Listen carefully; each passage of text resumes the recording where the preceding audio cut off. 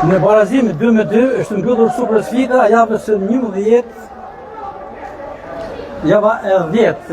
Java e 10, po kam përshtypjen Egnatia 2 dhe Vllaznia 2 me Blerim Jaj, një gazetar sportiv i ka hershëm i cili ndjek vazhdimisht ndeshjet e superiores, por shpesh thotë Vllaznis.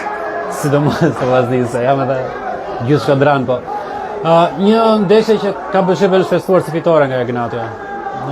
Edhe shpërtar të keq, para ndeshjes, po të thoshe barazim Vllaznis, nuk besoj se do mërzitej njeri, por kështu si shkoi ndeshja, Vllaznia duhet kishte bërë më shumë.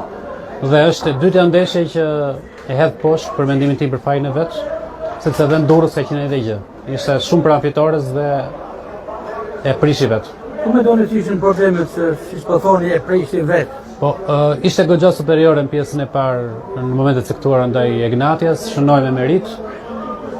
Edhe kur nisi të vuan dhe pjesën e dytë gjeti përsëri golin dhe në momentin që shënoi Balaj dhe mori karton të kuq Egnatia, aty ishte pika vendimtare e ndeshjes.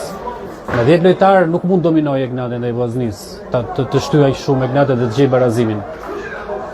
Nuk e di, ndoshta zvendësimet, çfarë çaloi, ndoshta u tërhoqën më shumë se ç'duhet ose menduan se mbaroi ndeshja, sepse dhe Egnatia u lodh goxha, por goli 2 do i shmangur. Mendoj që ishin mundësitë për ta shmangur, për ta menaxhuar më mirë.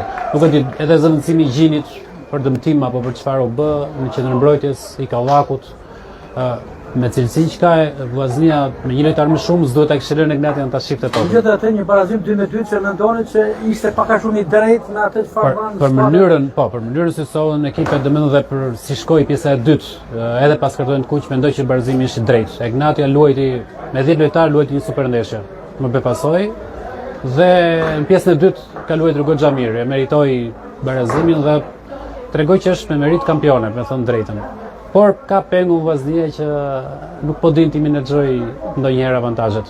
Faleminderit, ishim me kolegun tonë të nderuar Blerim Jaj, gazetar i Super Sport, i cili ishte pranishëm në supersfidën javës së 10, ndeshja rënduese kësaj jave, barazim 2-2, ku Vllaznia përsëri në bazë të koeficientit del vend parë dhe pret Dinamon në fundjavë, kështu që është ajo është një tjetër finale si shumë finale t'i kampionatit. Faleminderit. Edhe juve suksese. Të nderuar shikues e Veriu Sport, kjo është lidhja e fundit drejt për drejt nga stadiumi Arena Egnatia i Rrogozhinës.